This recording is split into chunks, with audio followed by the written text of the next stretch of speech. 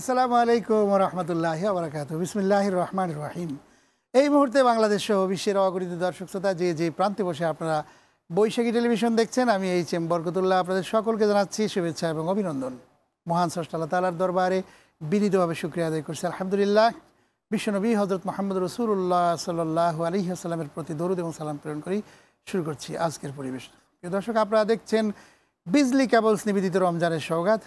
অনুষ্ঠানটি বৈশাখী television studio থেকে সরাসরি সম্প্রচারিত হচ্ছে। আজকেও হাজির হয়েছি আপনাদের সামনে অত্যন্ত জীবন ঘনিষ্ঠ এবং জীবন জিজ্ঞাসামূলক প্রশ্নোত্তরের আয়োজন নিয়ে।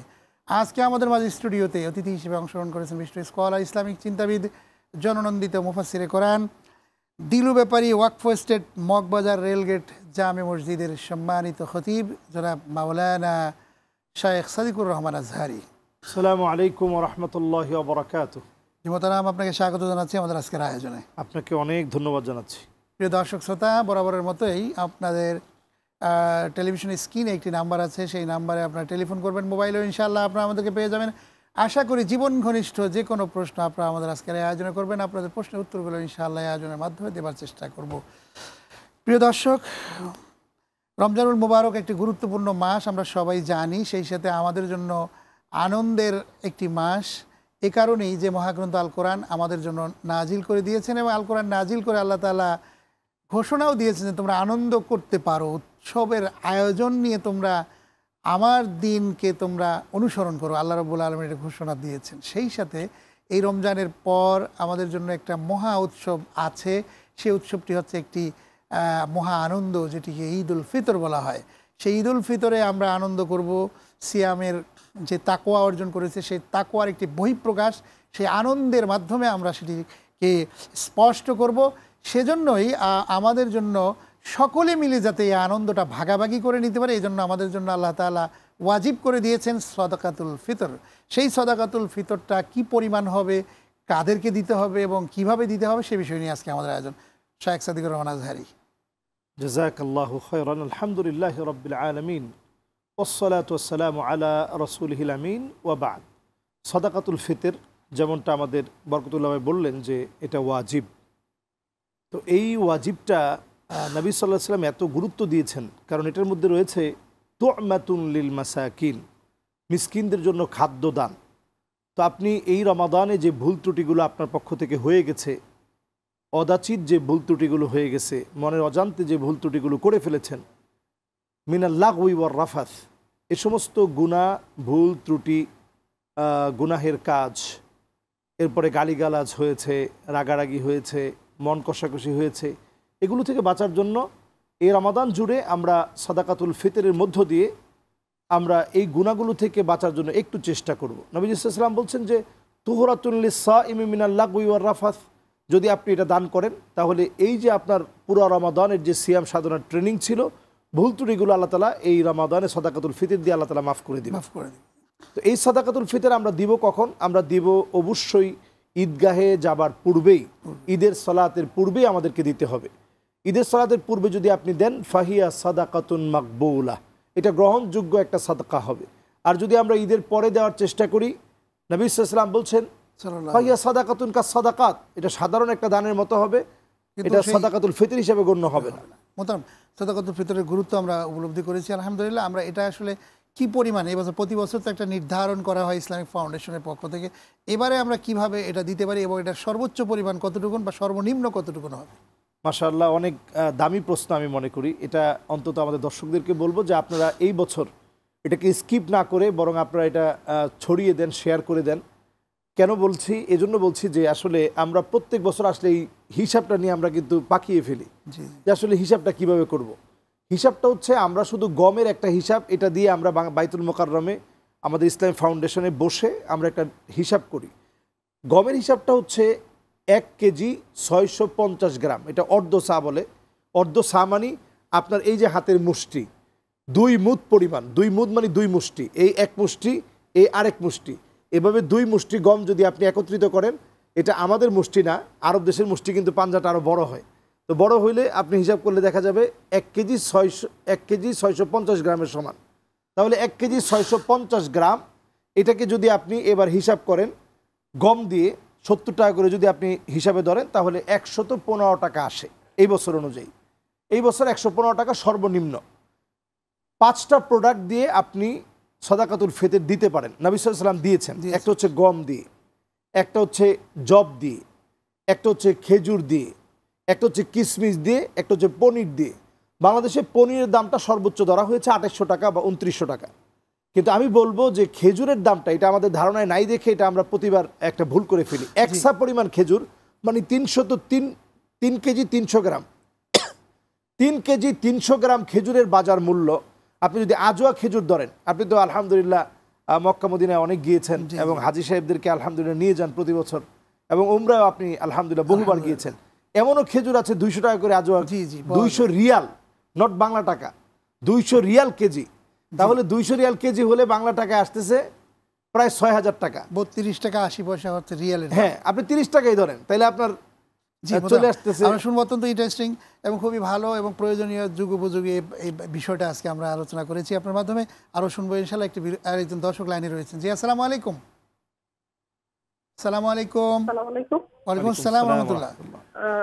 ভাইয়া, আমি এজমার রোগী, বয়স আমার 55 বছর হয়ে গেছে। আমার সবসময় শ্বাসকষ্ট থাকে, এত বেশি যা কমে না। আমি সবসময় কাপড় নষ্ট হয়ে যাচ্ছে। এখন আমার ক্ষেত্রে অজু করলেও দেখা গেলে নামাজে এমনও টাইম যায় যে 5 আপনার টেলিভিশনের ভলিউমটা একটু বাড়াই দেন স্পিকারের। জি, 5 বারও অজু করা লাগে। জি, আমি কি করব? অজু টজু করতে পারছি। জি জি জি, আমরা বুঝতে পেরেছি বোন। অনেক ধন্যবাদ আপনাকে। অত্যন্ত গুরুত্বপূর্ণ একটি প্রশ্ন আপনি করেছেন। আপনার প্রশ্নের উত্তরে আমরা চলে যাচ্ছি, তারপর আমরা বিষয়ের দিকে যাবো ইনশাআল্লাহ। জি মোহতারাম। আল্লাহু আকবার। উনি আসলে আল্লাহর ভয় থেকে প্রশ্নটা করেছেন। বোন, এক্ষেত্রে আমি বলবো যে 1 নাম্বার ওয়াসওয়াসা থেকে বের হতে হবে। মানে এমনটা যেন মনে না হয় যে অজু মনে হয় চলে গেছে, এটা যেন না হয়। অজু চলে যাওয়ার নির্দিষ্ট যে লিমিটেশন আছে, সেই লিমিটেশন আপনি ক্রস করেছেন কিনা। আমরা আমাদের যে পায়খানা অথবা পেশাবের যে রাস্তা রয়েছে, এদিক দিয়ে যদি কোনো কিছু বের হয় এবং এটা আপনি একবারে দৃঢ় বিশ্বাসী, নাকে যদি আপনার দুর্গন্ধ যদি আপনার নাকে লেগেছে অথবা আওয়াজ আপনি শুনেছেন, এই কারণে এটা স্পষ্ট করে শরীয়তের মাসালাগুলো বলতে হয়। অথবা কোনো কারণে যদি পেশাব কয়েক ফোঁটা বের হয়ে গেছে, এটা আপনি পরিষ্কারভাবে আপনার কাছে মনে হচ্ছে এবং আপনার সেই জ্বালাপোড়াটা আছে, পেশাব বের হয়ে গেলে বিশেষ করে যারা অসুস্থ অবস্থায়, যাদের বিভিন্ন জ্বালাপোড়ার কারণে এই সমস্যা, প্রদাহের কারণে এই সমস্যা হয়ে থাকে, যদি এই সমস্যা হয়ে যায় তাহলে আপনি দৌত করে এসে দাঁড়াবেন, আবার দৌত করে এসে দাঁড়ালেন, আবার দৌত করে এসে দাঁড়ালেন। তো একটু কষ্ট আপনার করতে হবে, করে আপনি এইভাবেই নামাজ শেষ করবেন। তবে এই ক্ষেত্রে কথা হচ্ছে, প্রথম রাকাত পড়ার পরে যদি আপনার সমস্যা হয়, আপনি আবার গিয়ে ওজুটা করে আসলেন, বাস, এসে প্রথম রাকাত কিন্তু আপনার হয়ে গেছে, আপনি দ্বিতীয় রাকাতটা শুধু পড়লেন। এরপর যদি আর সমস্যা না হয়, দ্বিতীয় তৃতীয় চতুর্থ বললেন, কোনো অসুবিধা নেই। এবার এই আলোচনা কিন্তু এর আগেও আমাদের হয়েছিল, শাইখরা বিভিন্নভাবে প্রশ্ন উত্তর দিয়েছেন। বলা হচ্ছে যে যদি কারো একাধিকবার এরকম হতেই থাকে যে কোনোভাবে এটাকে নিয়ন্ত্রণ করা সম্ভব তাহলে তার কিছু করার নেই, তাহলে একবার ওযু করেই ওইটা দিয়ে মানে এমন যদি হয় যে না আপনার ওযু থাকতেছেই না, তাহলে তার কিছু করার নেই, এটা তো কোনো ইজবার নেই। উনি ফিল করে যেভাবে করা যায় সেটাই করে ফেলবেন আর কি। অনেক ধন্যবাদ। যেমন আমরা আলোচনা করছিলাম যে আসলে এই সিয়ামের মাসে আরেকজন দর্শক চলে আসছে, আমরা ফোন নিচ্ছি। জি, আসসালামু আলাইকুম। আসসালামু আলাইকুম। আসসালামু আলাইকুম। ওয়ালাইকুম আসসালাম। জীবন, কে কোথা থেকে বলছেন?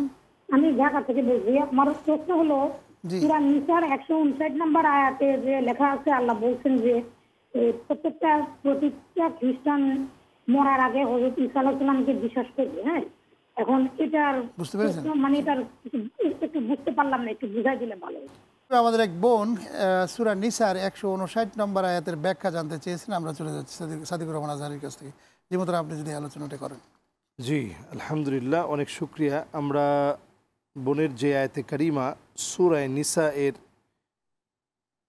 169 নং আয়াতে কারিমা, 59 নম্বর আয়াত, 59 নং আয়াতে কারিমা, জি, ওয়া ইম মিন আহলিল কিতাবি ইল্লা লায়ুমিনান্না বিহি ক্বাবলা মাউতিহি ওয়া ইয়াওমাল কিয়ামাতি ইয়াকুনু আলাইহিম শাহীদা। সাদাকাল্লাহুল আযীম। এই আয়াতে কারিমাতে ঈসা আলাইহিস সালাতু ওয়াস সালাম, আয়াতের অর্থটা একটু ফোনটা নিয়ে তারপরে করি জি ইনশাআল্লাহ। জি, আসসালামু আলাইকুম ওয়া রাহমাতুল্লাহ। জি, কে লাইনে রয়েছেন? সালাম আলাইকুম। ওয়ালাইকুম সালাম ও রহমতুল্লাহ বরকাতুহু। হুজুর, আমি ধরমপাশা সুনামগঞ্জ থেকে ইনুস বলছিলাম। জি জি ভাই ইউনুস, অনেক ধন্যবাদ। বদর যুদ্ধে হুজুর পাক সাল্লাল্লাহু আলাইহি ওয়াসাল্লামের চাচা আমির হামজা রাদিয়াল্লাহু আনহুকে নৃশংসভাবে হত্যা করা হলো।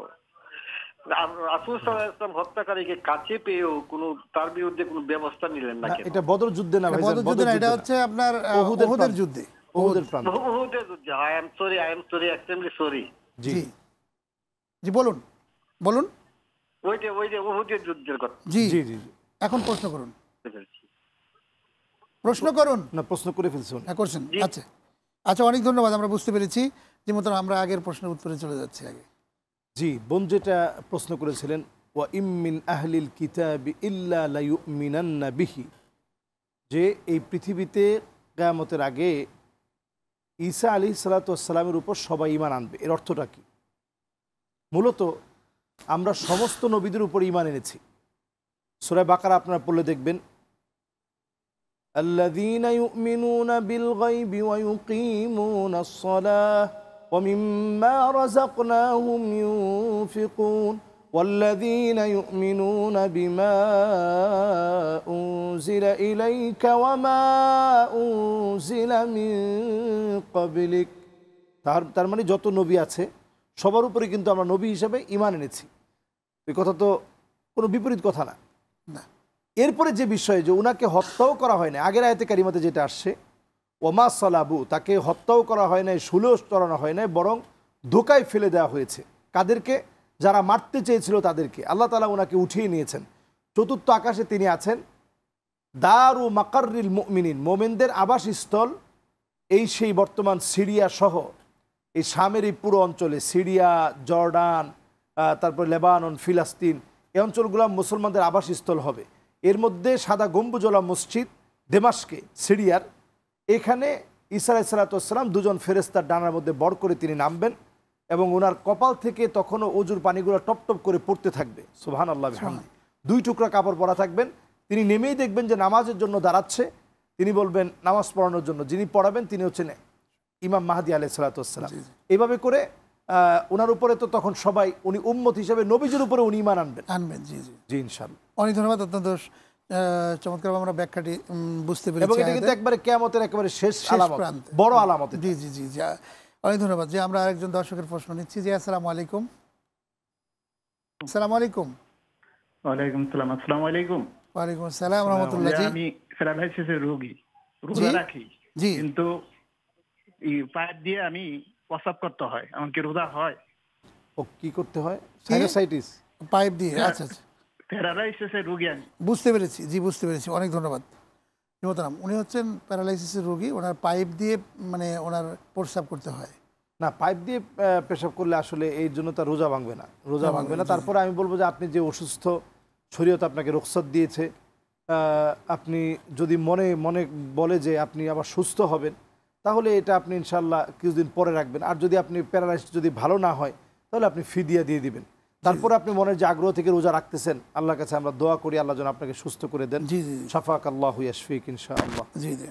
আচ্ছা, ফিদিয়াটা কিভাবে দিতে হবে? এরকম ফিদিয়াটা হচ্ছে একটা আনুমানিক একটা ধারণা করে যে খানা খাদ্য এখন তো যেই সময় 200-300 টাকা তো মিনিমাম একজন মানুষের লাগে। তো এটার উপর নির্ভর করে তাকে যদি আপনি 30টা রোজা হয়, প্রতিদিনের খাবারের আপনি একটা মূল্য নির্ধারণ করে স্ট্যান্ডার্ড একটা লেভেল মেনটেন করে, একেবারে এমন না যে 50 টাকা ধরে দিয়ে দিলাম, এটা দিয়ে তো খাবার হচ্ছে সকাল দুপুর রাতের খাবার এরকম। হ্যাঁ, এরকম আর কি, মানে সাহারি এবং ইফতারের খাবারটা দিলে তো হয়ে গেল। জি জি। আরেকজন ভাই প্রশ্ন করেছেন যে ওহুদের যুদ্ধে ওই যে আমির হামজা রাদিয়াল্লাহু আনহু, জি, উহুদ যুদ্ধে আমির হামজা রাদিয়াল্লাহু তাআলা আনহুকে শহীদ করেছিলেন যারা, এদের মধ্যে একজন ছিল ওয়াহশী।